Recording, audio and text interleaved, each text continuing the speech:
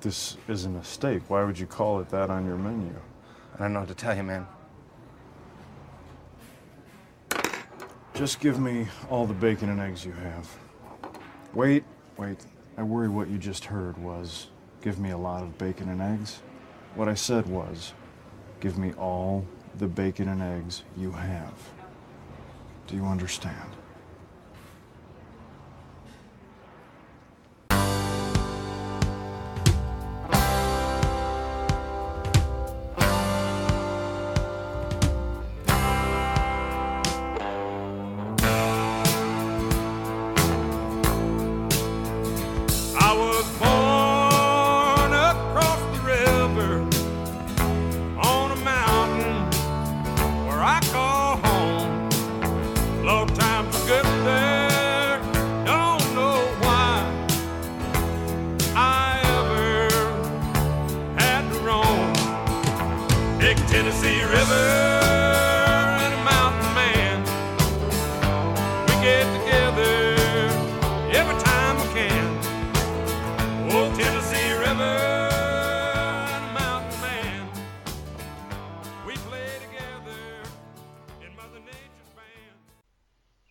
Yo. Good evening. Excuse me. Good evening. Well, that was kind of fancy, Matt. I don't know that you've ever done that. Buenos noches. Yeah, it's, nachos, libre? Nacho libre. What are you up to?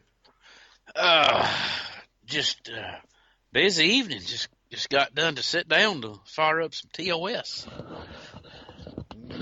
You guys getting any of this rain we've been having down here? It won't quit raining. My yard needs to be mowed so bad, but I guess I'm going to have to wait till like Friday to let it dry out.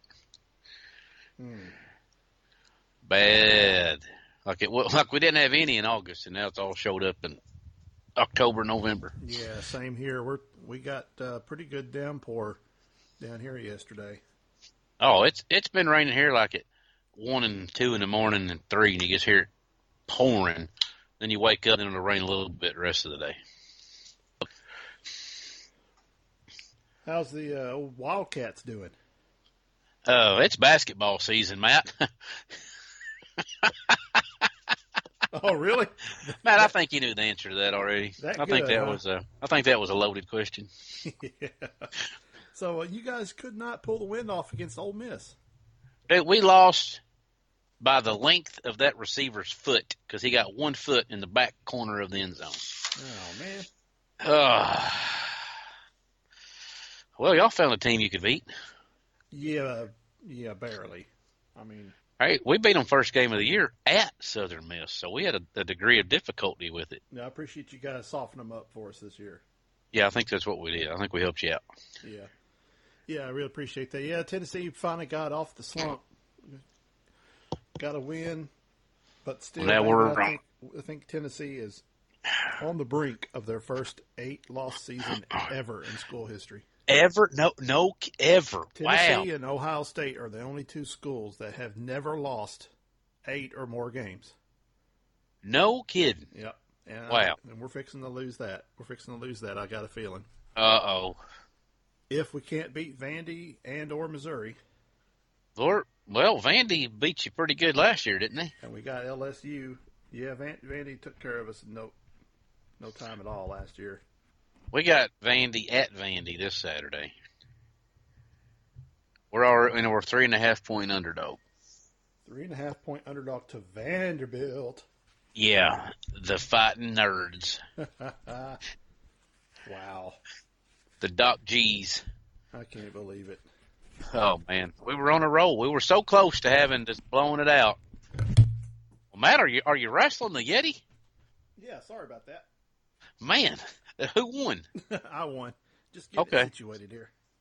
All right, I was just making sure. That sounded pretty intense there for a minute. Sorry about that. So, yeah, basketball season's starting up. Yeah, it is. At least you got that going for you. Got a few exhibition games out of the way. I don't know how good we're going to be this year. Like, I don't even know who's who yet. When you get 8 freshmen in, it takes this old dude about 10 games to figure out who's who. 8 freshmen. What, did everybody just go to the draft last year? Basically, we had a couple. Actually, this is the first time we will not have a senior day because we have no seniors. Wow. It took Cal 8 years to have no seniors. That's crazy. How We've always had a few walk-ons and a couple kids that stuck around, 4 years. But this year we have none. Even our walk-ons are juniors this year. You mean Kentucky has walk-ons? Oh yeah, they're just practice dummies. Is all they are. They just occupy space. In practice, yes. In practice. Or unless we're up 40. Yeah, then they go in and play for mom and dad to be happy. Exactly. See, that boy's money's getting spent good. Well, yeah, I think Kentucky should end up winning the SEC again. I don't know. I got a text today from a loyal listener in South Carolina that says that Florida may win it all this year. Florida? The Chomping Gators. That just don't make sense. Well, they were good when Donovan was there, so maybe they're coming back around. Yeah, maybe. Yeah. I don't know. Yeah. I think Tennessee will probably end up somewhere in the bottom half again. That's about norm. Yeah. Dave, we got anything to really talk about this week? I've been scratching my head all day. Man, I've been so far out of the loop. I did read a pretty good article today on Wire to Fish about holding fish properly and what it does. Yeah.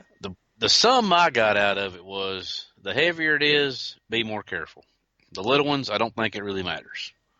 I'm thinking like 5 and above, handle with care. The little ones, I don't think it really matters. Like I get kind of mad sometimes. You see people online and they got the lip bent down and the body's hanging off the hand diagonal. Yeah.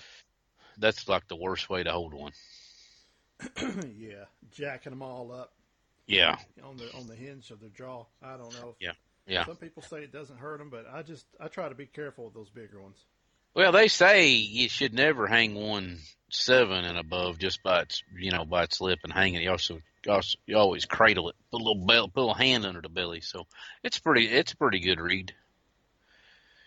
I'll have to check that out. I was a little busy today and yesterday. Yeah, Matt, you want to fill us in on anything historic or? I don't know what you're talking about. Oh, I'm just asking. I didn't say there was. I'm just asking. Is there anything to fill in historically? Well, yeah. I mean, I don't know if you noticed or not, but Strike King has been acquired by Lose. Lose Holdings is what they're called now. But the old so Lose, is it? So it's like Lose. It's like Lose is his parent company that bought it. Lose will be our parent company. Now they'll be our. I guess they're backed up financially by Peak Rock Capital, who also bought Hunter Specialties a couple years ago. They bought Lose about almost a year ago. Yeah, almost a year to the month. Yeah. Yeah. And this has been a discussion that's been going on since ICAST. Been kind of having to keep everything on the down low. I kept my mouth shut, man. I didn't tell anybody. I was pretty proud of myself. Good for you. So I know a lot of people are wondering what that actually means, and I think next week we might talk a little bit more about it because Mr. Joe Sills said he's up to talk about it. Does he know more than an employee knows? Well, I want to kind of get Joe involved on what he's hearing from the outside. I hear a lot of echo chamber stuff from the inside. Oh, I'm sure. And but I'm interested. I think everybody ought to have an input on what they think this is going to be because I mean they're the end user, and I hear what now. In my opinion, it's a good move either way. I mean, I think Lose is a real respected brand. I mean, they really had gone dormant, for a couple of decades. It seemed like they were pretty much just an off brand that nobody really. Zepco kind of bought the rights to them, didn't do much with them, and then Lynn Reeves came around like in 2009 and revitalized it, relaunched it, and without even doing business with Bass Pro for 6 years, turned it into what it is now. Yeah, they told Bass Pro, no, we're good. Yeah. Actually, it was Bass Pro execs went to lose, and they didn't get along, so they said, "Nah, we'll not sell your stuff." Okay, we'll sell it everywhere else. Yeah, I mean, Lynn worked with Bass Pro for probably 25 years and left there not on good terms, and he was always willing to sell to them, but Bass Pro said, no, we're good. But I think they saw how the brand had been strengthened, and it's really respected. So as I'm saying, I'm putting up a little picture on Instagram right now. It's kind of to steal something from the old Reese's Pieces commercials, two great brands that go great together. There you go. Like two great taste, or two good tastes that go good together. Your peanut butter hit my chocolate. That's Your right. chocolate hit my peanut butter. Your Lose hit my Strike King. Yeah. Well, the funny thing is now everybody's like, well, if you got Lose, do you automatically get Strike King? And if you got Strike King, do you automatically get Lose? I don't think that'll be affected at all. You're an independent angler. You get who you get. Right. Or you get who you can. I'm sure there's a lot of several of our pro staff are, contracted with other rod and reel companies, but maybe that they're with a reel company but not a rod, or vice versa. Yeah. And same thing with baits. I think we have, if your name is Mark and you fish in the Bassmaster Elite, the chances are you're a pretty Strike King good and Lose guy. That's a good analogy, Matt. How long did it take you to come up with that That's one? a trivia question. Name three elites that name Mark that are Lose and Strike King. Well, I can name two of them real quick. The third one. Third one's a little tricky. I didn't realize he was Lose. I can't even think of a third Mark. I got the two veterans right off the bat. Who you got? Oh, I got Menendez and Mark, from Arkansas. Which Mark from Arkansas? There's two Marks from Arkansas that are elite? Yep. Mark Davis. Yep, there's the other one. That's two Marks. And there's a third one. Mark. You ought to know this guy. You do know this guy. I can think of Mark Daniels Jr., but I don't think he's both of you. Think about your hometown. I'd already said Menendez. Oh, yeah. Menendez. Rose, And Davis. And Davis. Oh, crud. Yeah. Well, Rose ain't elite. You said three elites. Oh, I'm sorry. My bad. See there? I just said elite, didn't I had a hole in your trivia question, Matt. You'd have told me the other way, I'd have got it. You said family member, hometown, Arkansas. I'd have got it. Yeah. Yeah. I think the TOS mojo rubbed off in the Costa, Matt. You think so? I'm pretty sure it did, because I talked to Hollowell. I've talked to Hollowell 3 times this past FLW season, and he ends up second. How about that? Yeah, rocking it with the A-rig. Had a live interview at Cumberland. We had a phone interview throughout the year, and then I talked to him at the Jetta Marina tournament. I think he burned his mojo up for second, which ain't bad as a $25,000 payoff. No, not bad at all. Well, what do you say we get the champion on the line? Well, let's take first place. And just to clarify, this dude was mentioned during the Cup, because I did like his name. You are correct. I said, I think he ought to go to Beaver and Fish. Hello. Hey, is this Bradford? Yes, sir. Hey, Bradford. This is Matt and Dave from the Outdoor Scoreboard. Welcome on the show. All right. How are y'all? Dude, not doing too bad. Not as good as you, but we're doing all right.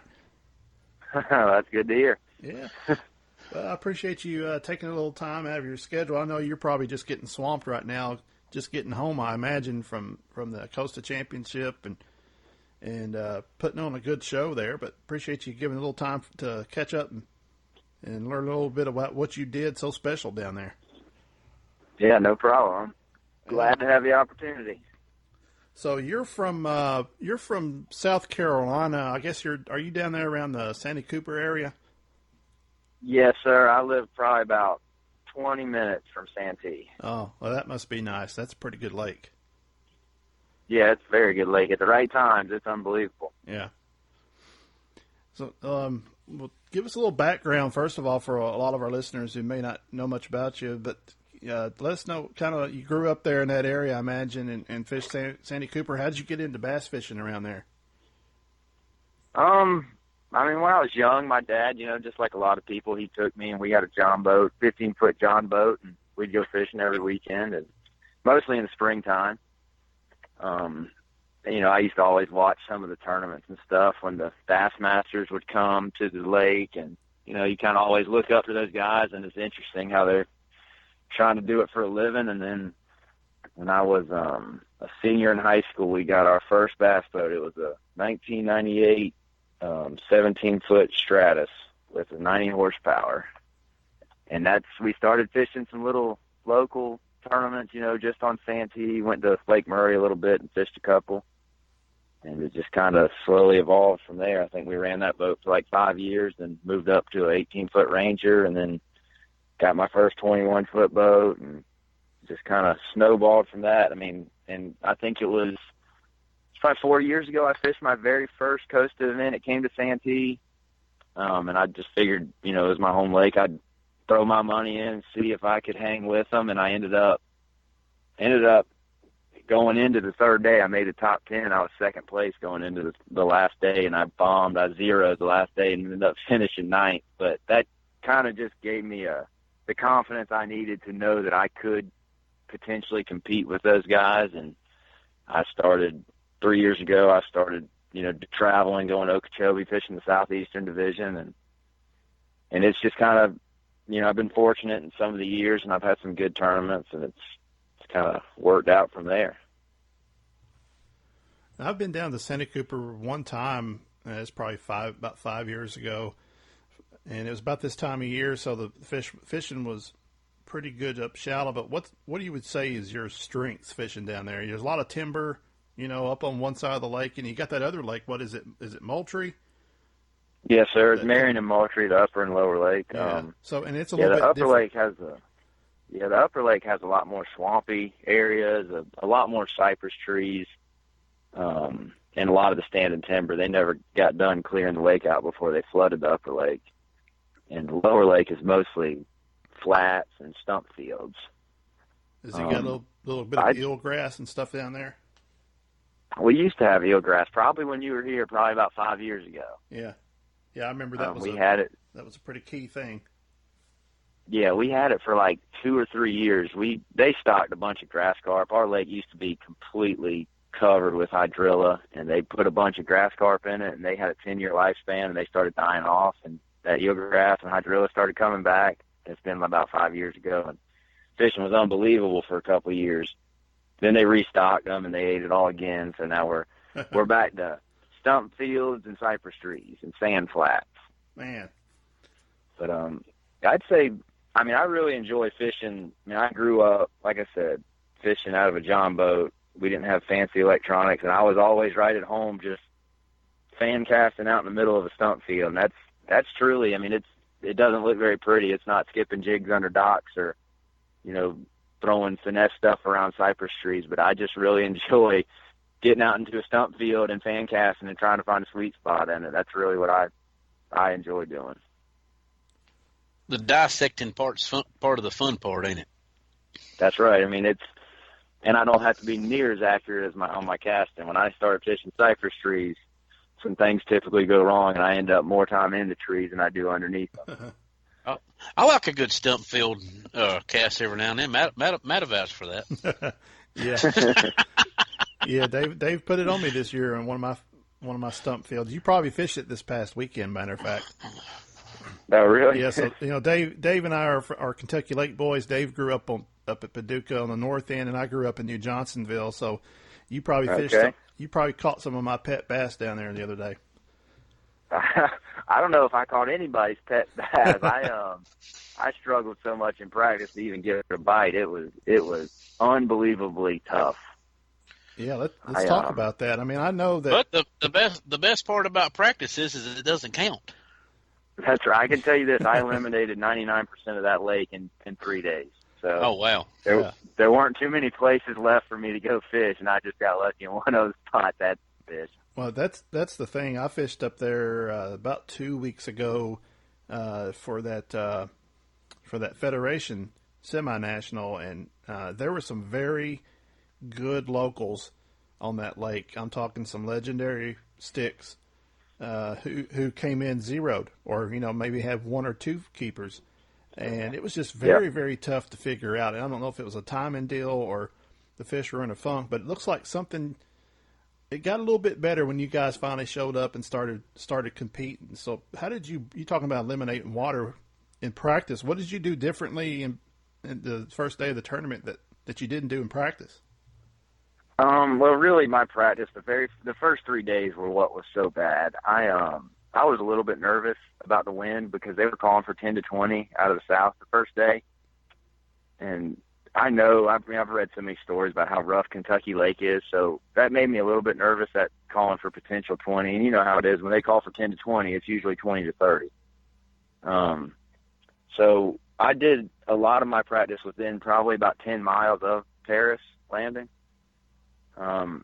And I really, in my mind, I wanted to be closer down toward New Johnsonville, just because to me, I knew that's where the grass used to be, and typically where grass used to be, there's a good population of bass still in the area. So after 3 awful days of practicing, I caught one keeper 15.25 inches in the first 3 days of practice. And the last day, I just said, the heck with it, I'm going down there where I want to go. I'll worry about the wind when it gets there, and we'll see how it goes. And I ended up catching 3 fish on the last day of practice in 3 different spots. And the very last spot I found, it was at 1:30 that afternoon, and I was just throwing a spook on the flat, and I had a bite, and it kind of looked funny. It didn't really look like a bass, so I threw it back in there again, and one ate it. And when I set the hook, the whole flat just kind of lit up. Like you could see fish darting everywhere, and gizzard shad started jumping out of the way. I mean, it was like there was just a bunch of life right there in that one spot. So I caught that fish. It was about 3 pounds, and made a waypoint and fished the rest of the day looking for anything else like it. I never found anything. So came back in. We had our off day and our meeting, and I felt like if I had a good day, I might be able to get five bites in, because I had three in practice, and I thought maybe I could get 5 bites. And I went to my first spot, and I fished it for an hour, and I caught 1 fish. Went to my next spot and fished it for about an hour, and I caught 1 fish.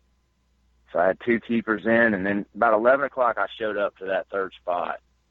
And when I got there, it'd probably been about 5 minutes, and I saw a fish chase the shad.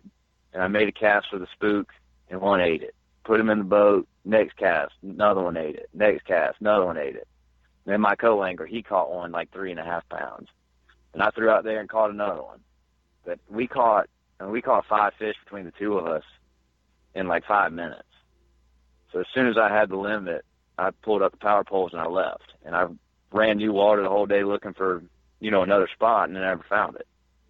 So really that last day of practice I found the right spot, and I didn't know how many fish were there until the second day. I milked it for everything I could get out of it, and I had 15 bites on it, and I only caught 6 of them. But it showed me that there was the fish. They weren't leaving, and they were there. And if you could get them in the boat after they bit, I felt like I had a shot to win if I could just get them in the boat. So, and it just worked out. The last day, they were very hesitant to bite that spook after me sitting on them for most of the day, the second day. But when I picked up the fluke, it was obvious they were still there. They still wanted to bite. They just didn't want to bite the spook on top.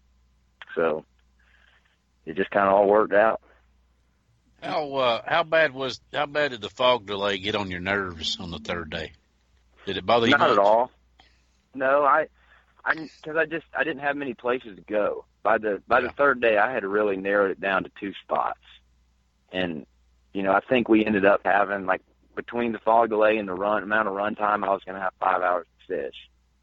So I wasn't, and I had 1 spot I really was banking on. So I knew if I just took my time and worked through it, that's all I could do. I wasn't going to go crazy and run a bunch of new water if I didn't have to. And so I think it kind of helped me out, because I feel like a lot of the other people wanted to run a bunch of spots. But in my mind, I only had 2 spots I really wanted to fish, so 5 hours is plenty of time to fish 2 spots.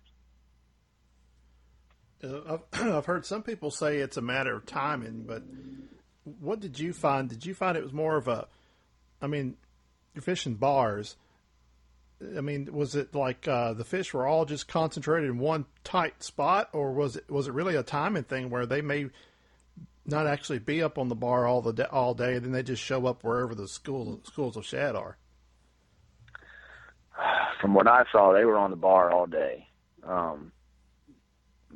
My 2 better spots, the best spot, it had like a 35-yard sweet spot in it that 90% of my bites came from. Every once in a while you could get one, from the front side of it or, off the corner of it or something like that. But there was one spot that's kind of in the mix of where some of the stumps were. That it was just a sweet spot, and that just seemed to be where they lived. And if you could, and within that 35 yards every day, they'd be maybe on the right side or left side or on the front side. But, once you could locate them, you could just put the power poles down and sit in one spot for a half hour and just cast to them and, just wait till you made that right cast and one wanted to bite. But I never fished it and didn't have success. Like every time I went through there, I was getting bites. It was never like they weren't there.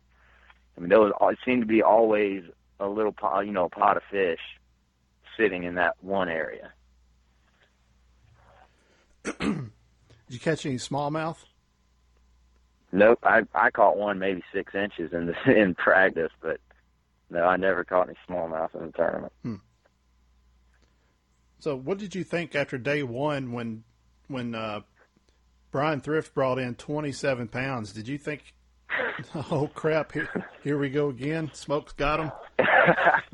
Yeah, so I weighed in and I called my dad when I was loading the boat and I was heading back to, rig up my rods, and I called my dad and I said, man, I had a good day and got 5. I'm going to go rig up my stuff. So I was sitting in the boat, retying baits on, and I got a text that said Thrift had 27 and a half.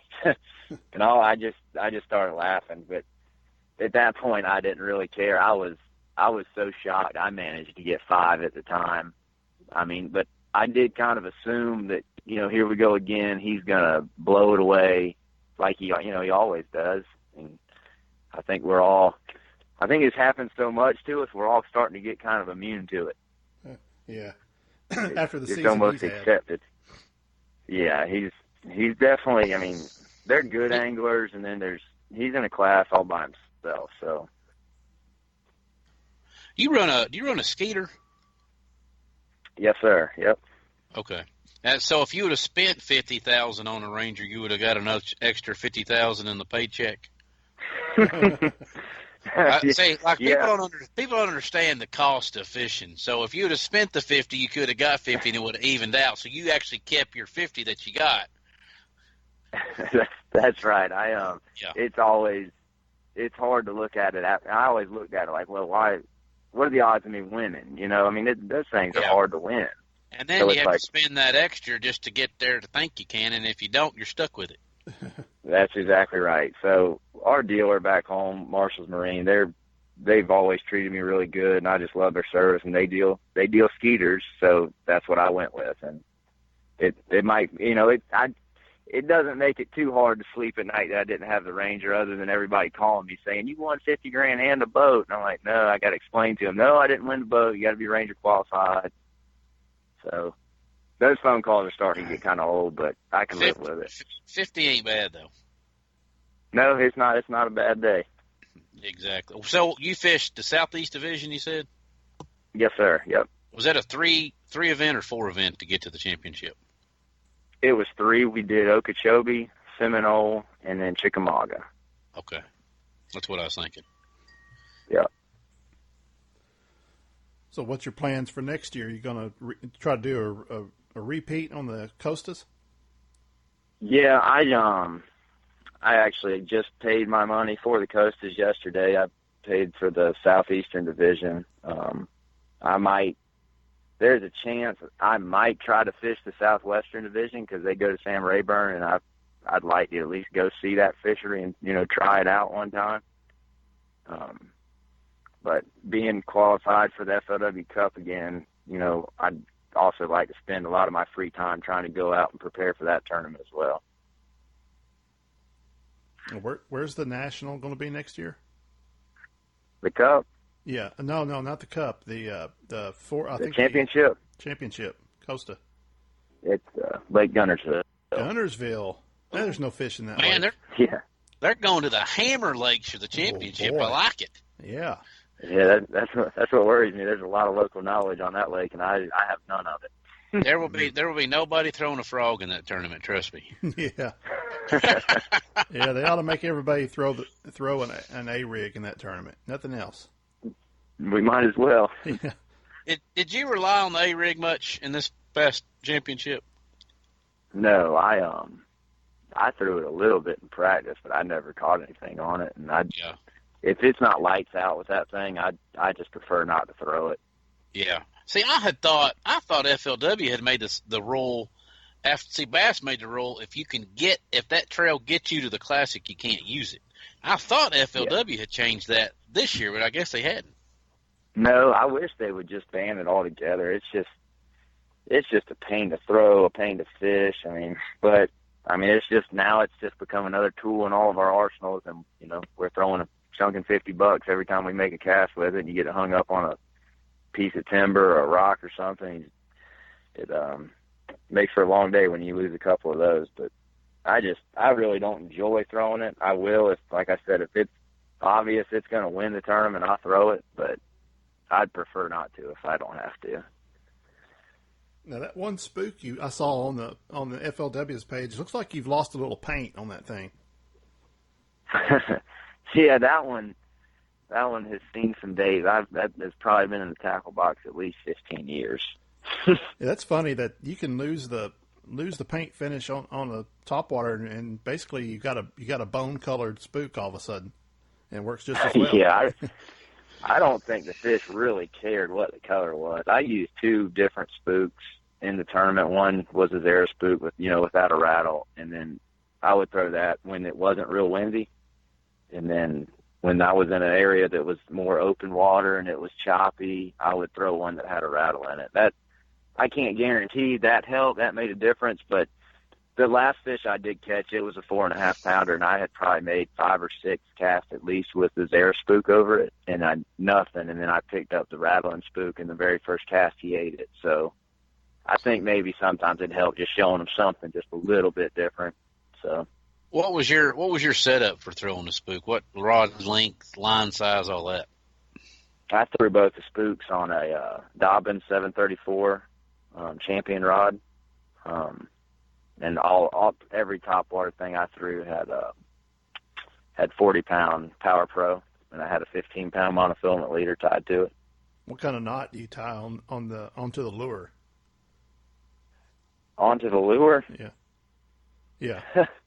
Well, it's monofilament. I don't even know the name of the knot. It's just been what I've been tying for my whole life. I twisted about 6 or 7 times, go through the hole, and then go through that hole again. Oh, okay. Anything that was floor carving, Some guys talk about throwing, putting the loops, tying loops for top water, and some talk about throwing. Well, I guess if they're tying directly braid to it, they tie that jam knot a lot. But I've never tried the loop deal. I figured it'd get hung up in the hooks too much. I messed with it a little bit. I mean, some people say it gives it more action, but I don't really seem to have any problem getting the action out of the spook. And I've always had success with the knot I tie, and I just figure why change it. Yeah. That's what. Yeah, a lot of people do that loop. They say they get a little bit more action out of it, but I don't think there's enough difference to even fool with it. No. Yeah, I don't think so either. Do you think having that leader on there was an advantage? It's hard to say. We fish a lot of clear water, back home, like when we go to Murray, or like a few weeks ago I was at Lake Lanier and the water's just crystal clear. So almost out of a habit, when I throw top water, you want to braid because you can make a long cast and still set the hook and have good, there's no stretch really. Yeah. But then you want the leader just so they can't see the braid. I'm pretty sure it probably didn't matter because where I was fishing, the water had a good bit of color. But again, I just didn't feel like I didn't want to break routine, and mentally and confidence wise, I didn't have to worry about whether they were seeing the line or not. Yeah, that's one thing that's pretty. It's a little bit different this year. I don't know if you've been on Kentucky Lake before, but it's as clear as probably it's been in as long as I can remember. I mean, especially on the north end, from Paris north, you can probably see 6 feet deep off the bank some places, and that's very rare for Kentucky Lake. Yeah, that was the first time I've ever been there. So it did seem like once you got above, I think it's Danville. Yeah. Once you got above that, the water got a lot clearer than it was between there and New Johnsonville. And everything I fished in the tournament was south of Danville. Did you run over any carp while you were out there?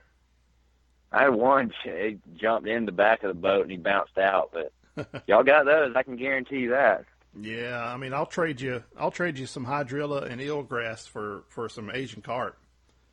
Oh my gosh! I tell you what, I think y'all have got a big problem on y'all's hands when it comes to that. I hope y'all can figure out a way to get rid of them. Yeah, man, it's been the discussion level has reached a peak this year. I mean, I think the public is finally being made more aware of what the problem is. It's been growing for the last 10 years, but now it's exponentially growing is the problem. And I don't know if we'll ever get rid of them.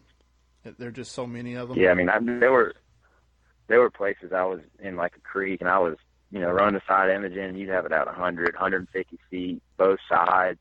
And I mean, they completely just black out the screen. I mean, they fill up the screen. You can't see anything but those carp. It was unbelievable.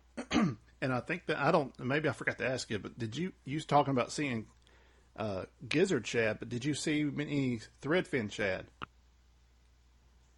I never saw any threadfin shad. I never saw any. And I know they were gizzards because a lot of the fish that I did catch, they were spitting up 8-9 inch gizzard shad in my live well. So I think that's another side effect of having carp. Yeah, I never even saw the first school of threadfins the whole time I was there. I think there's such a competition for the same food source with those Asian carp, and now that usually the shad move into the creeks this time of year, and you'll see a big pods of them. You could almost get out and walk on top of them. They're so thick. But this year, you don't see that. Wow. I think the Asian carp are going into the creeks instead to feed. Yeah, I talked to one guy, and he said he got in one spot in one of the creeks, and he caught those carp on like every single cast with a swim bait. Yeah. Did he put every one of them on the bank? I don't know what he did. I hope he did. I hope he chunked them in the woods. I don't know. I tell you what, if you want to make $1 million, you want to make $1 million fishing, figure out a way to get rid of those Asian carp, and you'll never have to win a bass tournament again to make any money. Man, ain't that the truth? Hey, was there any point during your day 3 that you're like, I may have this thing, just if everybody else could bomb, I could be pretty good, or was it down to the weigh-in when you felt that? It was, once I got back and I talked to one guy, and I know FOW doesn't like us talking to each other, and because they want to keep the suspense, but I mean, it's hard to resist the urge. But I got back to the weigh-in, and one of my friends was already there. He was in the top 10 also, and he said, I asked him if he had any luck, and he said no, and he said, I already read the report, and I said, were people catching him? And he said, yeah, you. So when he said that, I had a feeling maybe it was possible. But coming back, I knew I'd probably be in the top 3. I didn't think I'd drop with what I did, because I knew I had between 12 and 14 pounds, I felt like.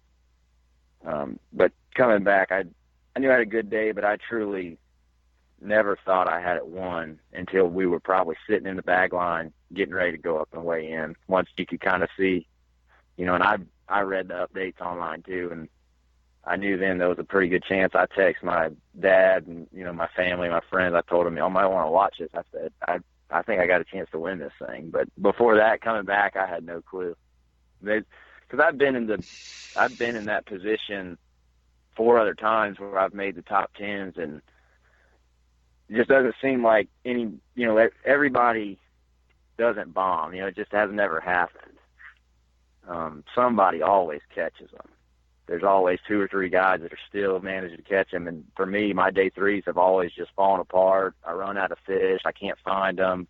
You try to go do something else and it never works out. But it finally worked out this time. But yeah, I had no clue I had it won or even had a chance until we got back getting ready to weigh in.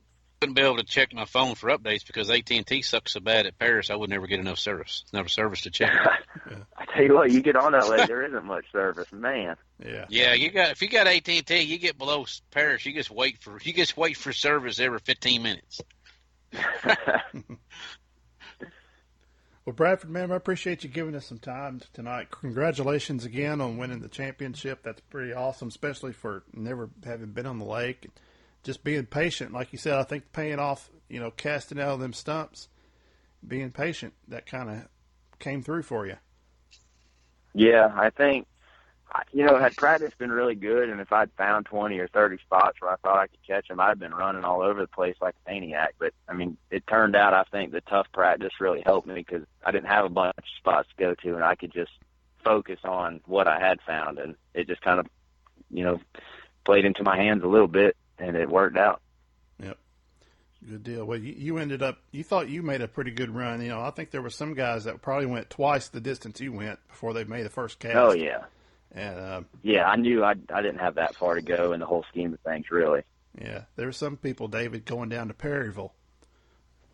I don't even know where that's at. That's so far. I've never even been there. I've never even been that far. It's pretty far. You think you get to I-40 bridge and you still go for another 10 miles, probably. Oh wow! See, I've never been that far. Yeah, that's no longer Kentucky Lake down there. You can't get there from you can't get there from the dam. Yeah. Not on one tank of gas. No, you're going to stop. One guy even ran out on the way back the last day. Yeah, I ended up stopping. We were probably 2 miles from the bridge that went over there at Paris, and I saw them waving their net in the air, and they were being towed in, and I stopped and asked them if they had any fish, and the boater said no, he didn't, and the co-angler did. They were actually the guys in the lead. So the co-angler put his fish in my boat, and he jumped in and rowed back to the land with us. But I was like, man, when did y'all break down? He's like, we didn't break down. We ran out of gas. Oh man! And he could see the bridge where he broke out or ran out of gas at. I think they were being towed in. I don't know how many miles they had been getting towed. I got them in my boat as fast as I could, and we took off. Yeah. Oh, one last question before I let you go. Did the amount of current make any difference to you where you were fishing? My best spot was, I would say, was more or less protected from the current. I never could really even tell there was current, but the last day, my second spot, I couldn't tell how much current was going on because I was out there in the open throwing top water, and I was just using my power poles. But I don't know if they were pulling a lot the last day, but for some reason, my second spot that I felt like was a good spot that I had caught one keeper off of the first day and one in practice. They fired up on that spot that afternoon, and my co-angler and I, we ended up catching 5 off of it between 2 and 245, and 2 of them were 4-pounders. So I don't know if they were pulling current, but for some reason those fish, I'd fished it every day, but for some reason they've moved up there on that bar that last day, and that's really where I caught 6 fish that day, and 3 of them came off of that spot. So I don't know if it was the current or what, but they hadn't been there in that kind of numbers, and they weren't very smart either. They were coming up and eating the spook without any problem. It was almost like new fish had just showed up. It was almost like their win was meant to be, huh? It was almost like that, yeah. How fun was the ride home with a Happy Gilmore check? Oh man, it was pretty cool. I didn't want to text and drive, so by the time I got home, I think I had like 90 text messages I had to return. Oh wow! I unpacked the boat and I sat down for about an hour and a half and returned all of them. That's pretty cool. Yeah. Well, good deal, man. I really appreciate you coming on and breaking it down for us. Good luck next year. Maybe we can get you back on for a repeat. Yeah, that'd be nice. I appreciate y'all having me. Yes, sir, man. Hey, no problem. Good luck at the Cup next year, too. Yeah, good luck. Thank you very much. Yep, I appreciate it. All right, take care. No problem. All right, bye. Dude, that's my kind of guy right there. I don't know the name of the knot. I just tie it. I've been tying it since I was 14. Yeah, that's that Love old knot. Over and under and around and through. I was going to ask him about his jersey because I think he came in with a long sleeve shirt every day and they threw a Costa patch on him. What is it with FLW and sticking stickers on your shirts? Well, I've noticed Bass does it in the opens. Like if you're wearing something, they'll throw that old sticker on there. Yeah. That's another piece of news I saw come across the wire today is FLW has partnered up with Real Tree Fishing Camo as their official. Well, I thought they had Columbia. I don't know Are they going to ask? Well, Columbia doesn't do. They have two patterns. They have a gray pattern and a blue pattern. Look at their PFGs, and there's two of them out there. Oh, okay. Kind of a fishing camo color. And how many, I know you already know this, Matt, it's just kind of a joke on air. How many buddies does Ron Lappin have? Ron Lappin, my buddy. That's my buddy there. Hey, buddy. Hey, buddy. My old buddy, David Rose. Hey, all the way from Lexington there, buddy. Just every other one of them. He buddies the far out of him. He must have never met a stranger. Yeah, they're all old buddies of his. Oh, they've known him for years. Yeah, that's funny. Watching the weigh-in. Excuse me. To wonder some of them buddies don't get in the fight out behind the trailer and like, hey, I'm his buddy. No, I'm his buddy. No, he called me his buddy. Yeah, I've known him longer than you. Yeah. I've been fishing this division here longer than you have, buddy. Oh. Well, there's a BTL going on right now, Dave. Hey, Matt, I meant to ask you something. Yeah. I think it's funny how the TOS challenge in the summer and the football game ended up the same. So I'm thinking the basketball will be the same. Oh, you think so? I think the TOS blue challenge winner determined the blue versus orange in SEC play this year. You're right. So far, I'm 1 for 1. 1 for 1. Yeah. And we'll face you twice in basketball. Yeah. Well, yeah, I think we beat you in volleyball already. I think I heard them talking about the other day. We got a decent volleyball team this year. Well, we may have already beat you in bowling. I don't know. I would not doubt it. I don't know what our athletic. We got a good soccer team, women's soccer. Really? Yeah, they were nationally ranked. Did Pat Summitt come back as a soccer coach? Yeah, I guess so. I don't think our ladies basketball coach. She come from the old Pat Summitt days. I don't think she's quite filling the mold. I think she might be. What are you wrestling now? I got me some new duck hunting toys. Uh-oh. Come from Cabela's today in the UPS. Boy, it's about that time. Just a few more weeks. I got me a 6-pack of flock of flickers. Oh, well, everybody needs a set of flock of flickers. I mean, heck, who don't have a pair of flock of flickers? Get you a 6-pack of these. Say that 6 times fast, you might be in trouble. Yeah, you got to be careful how you pronounce it. Exactly. These are little, like, hockey puck discs that have a spinning wing vertically, like a vertical wing that spins intermittently. Really? So it looks like the ducks flapping their wings on the water. Well, I went out to the local Cabela store weekend before last. Well, yeah. What did you get? I got me some wheels for my cooler.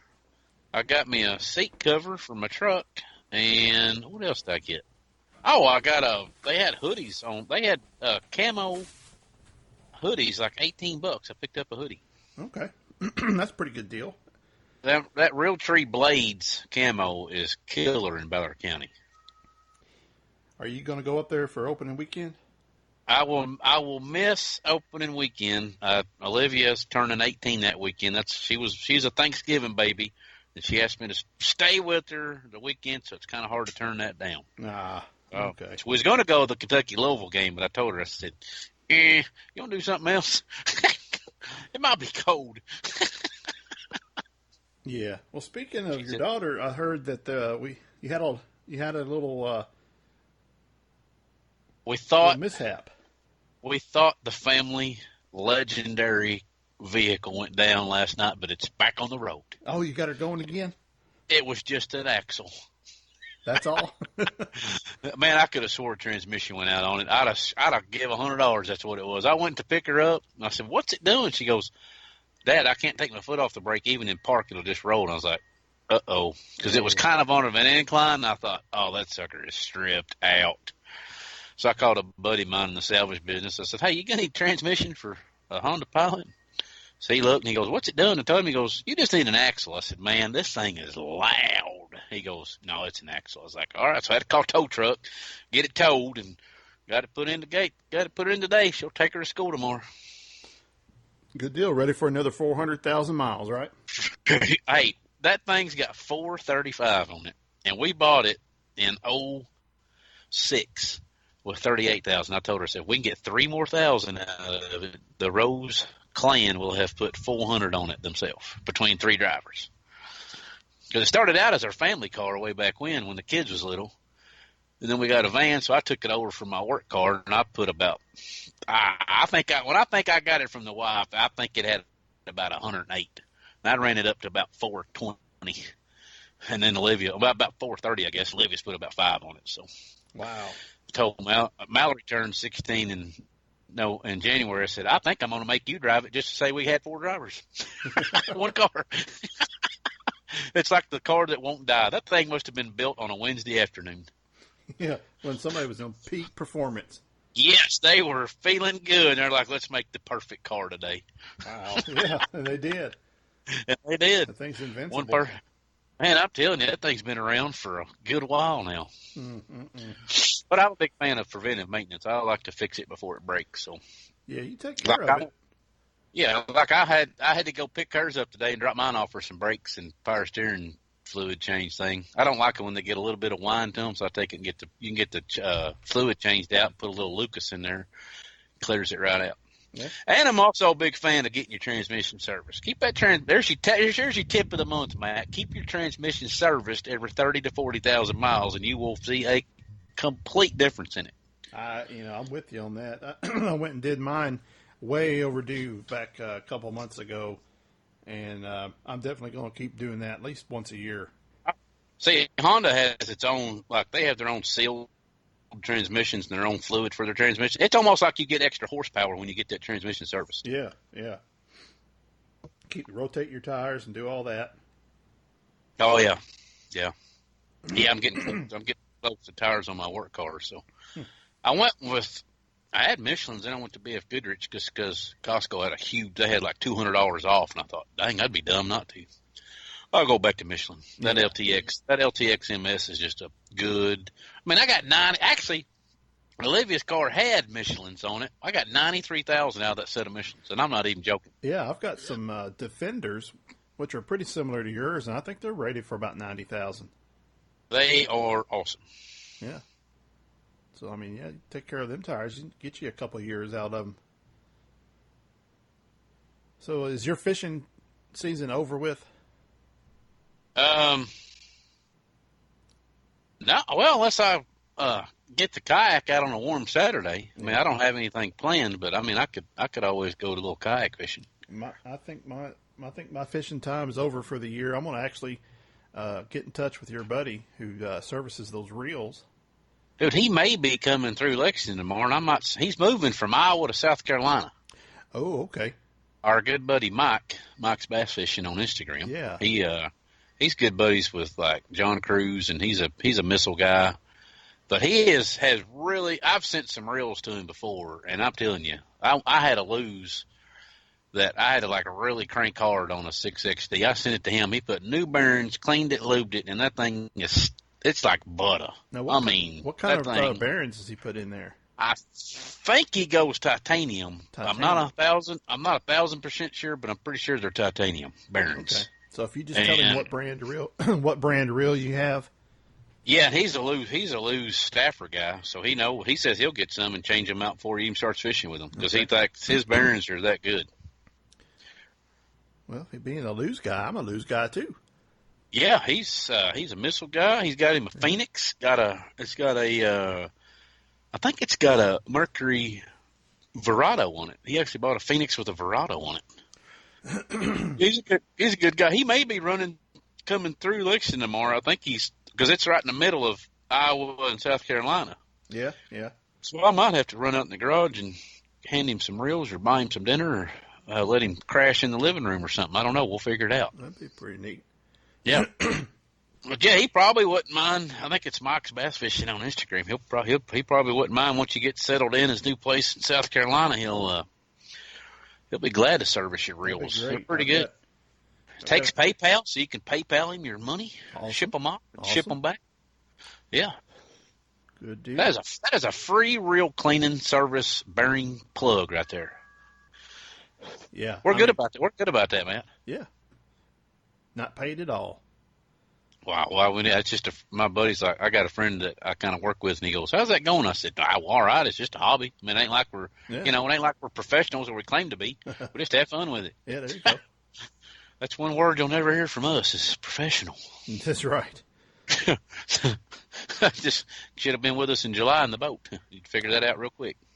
Well, I guess the news came out recently that Johnny Morris is not going to be making Legends much longer. How about that?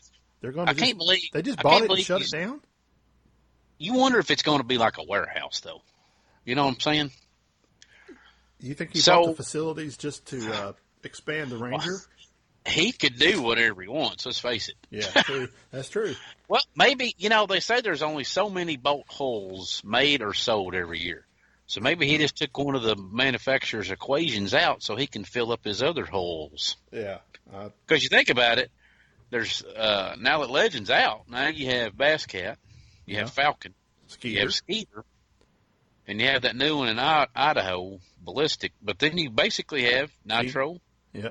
Yeah, Phoenix. Yeah, that's right, Phoenix. Yeah. And then you have Nitro, Triton, Ranger.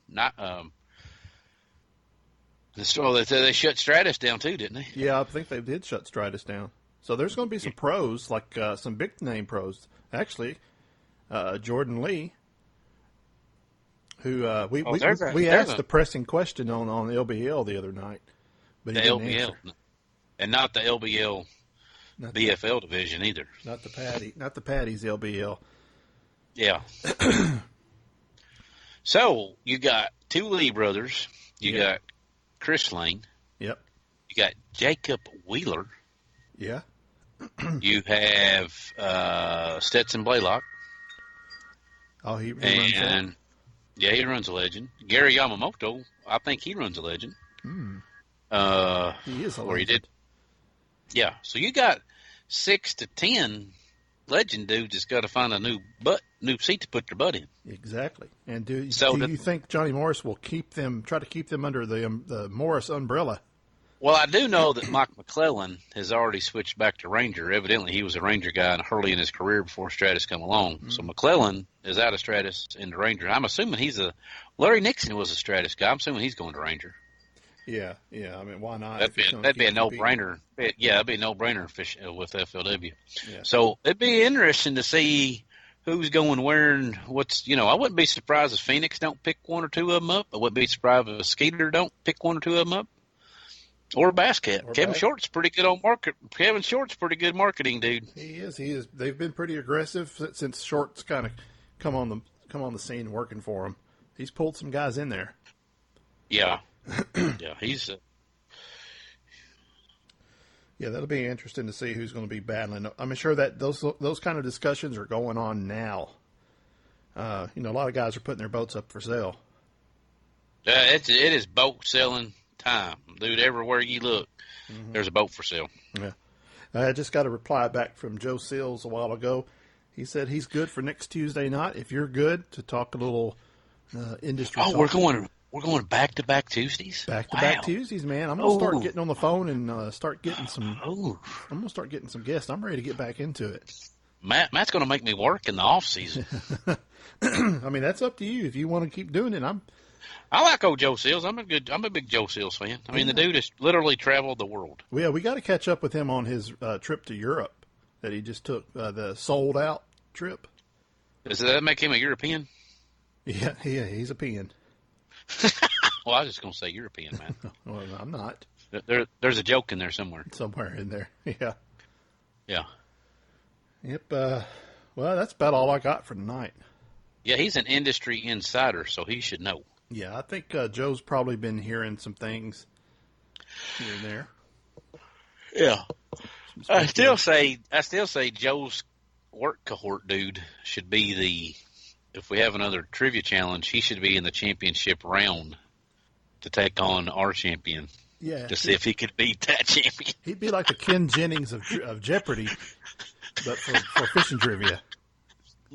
Oh, man. You remember the time I asked him, I said, all right, NASCAR driver or bass fisherman? He got every one of them right. He knows his bass fisherman. And I went back to like late 70s, early 80s. Yeah. You pulled out some old names.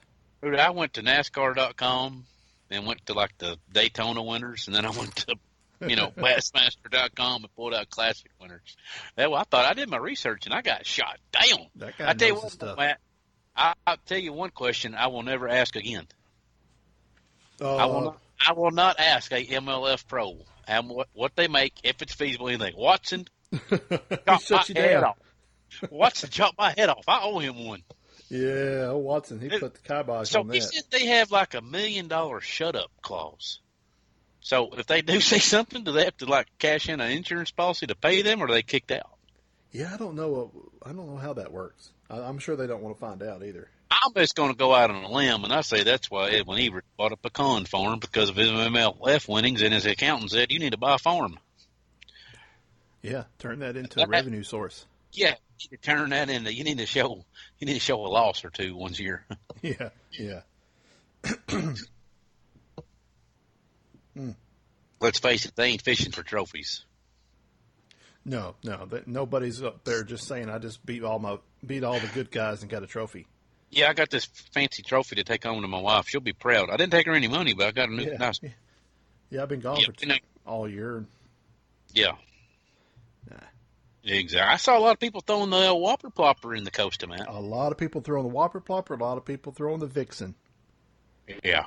You think the vixen's like the is that company that makes it? They're not a big Jersey patch pirate company. You think that's one of them lures that like everybody throws but nobody talks about? It is kind of like when Kitech come out. Like you don't see Kitech on a lot of people's stuff. Right. Yeah, everybody has some. They're not commercialized, but yeah, they do have a big fight. Of course, the original Vixen, then they stopped making it, and then when they brought it back in production, I think they used a different resin, different plastic, so it didn't have the same exact sound, rattle-wise. A lot of people said if you can get the original Vixens, that makes all the difference in the world. I don't know. It sounds like Bradford said, if you just find a dumb fish, it don't matter if it rattles or not. You know what? They're biting that lure with the paint off of it. They ain't saying like everybody worries about what color their frog is. It's the belly of that frog that you have to. It's like, this color for when the sun's out, this color for when the sun ain't out. They ain't looking on top and counting the spots. Yeah, they probably don't. They probably don't even think it's a frog anyway. It's just something on top that's injured. Like a bluegill or something. Yeah.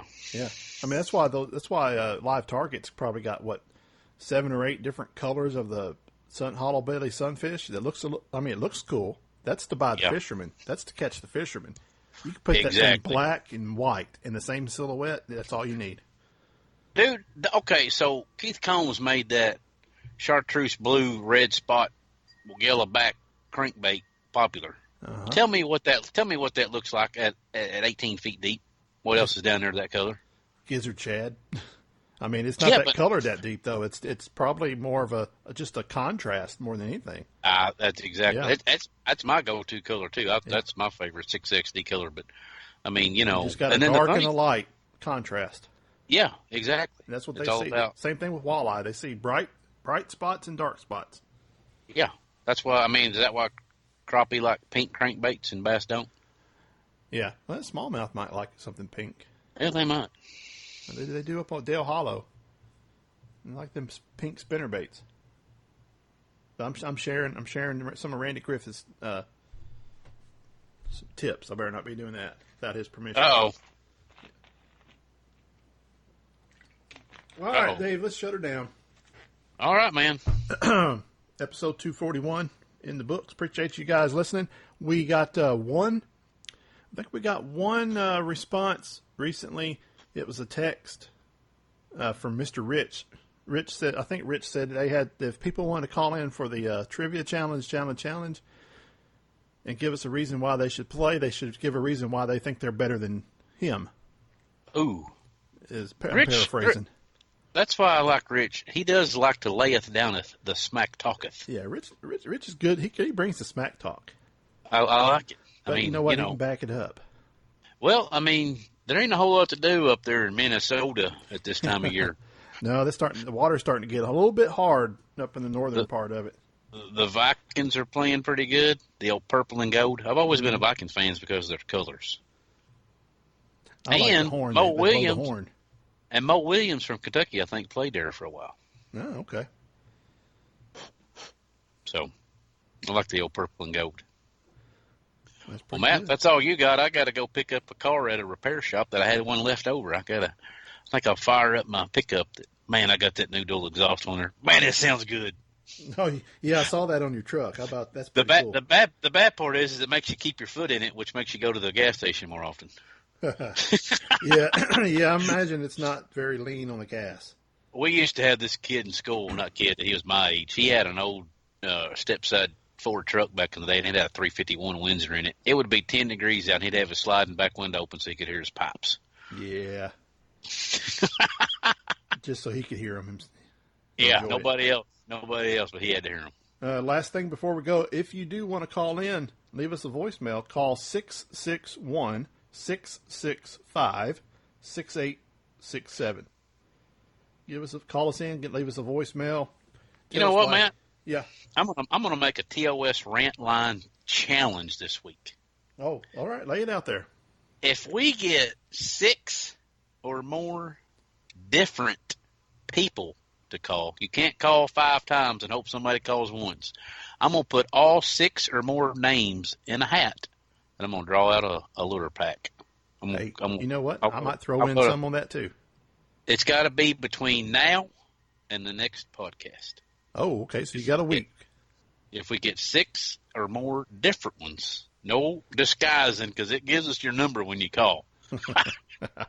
If we get 6 or more, I'll throw them in a hat and have a live drawing next week. All right. Well, good deal. And, speaking of which, I haven't heard much from Floyd lately. I don't know what he's doing. Where's Floyd been lately? Floyd's been letting us down. Yeah. It's time. Well, maybe Floyd we'll from Newmarket. Yeah. Floyd from Newmarket. Yeah. And Matt, as good a friend as you and Luke Duncan are, it appears. Why ain't Luke Duncan coming on the TO? I don't know how to crack that code. I don't know, man. Send me his number. I might just prank call him one night. All right, we'll do it. But no, he says he does not take phone calls. He says you either text me or ain't talking to you. Yeah. He's half millennial. Yeah, I know that beard's millennial. Yeah. Yeah. He needs to be sponsored by a beer company with that. I think if we go by the LBL math, we probably have about 300,000 listeners. Oh, if we go by the LBL math, we got thousands. Thousands and thousands, yeah. No doubt. All right. I'm going to shut her down, Dave. All right, man. We'll catch back with next week, guys. All right. See ya.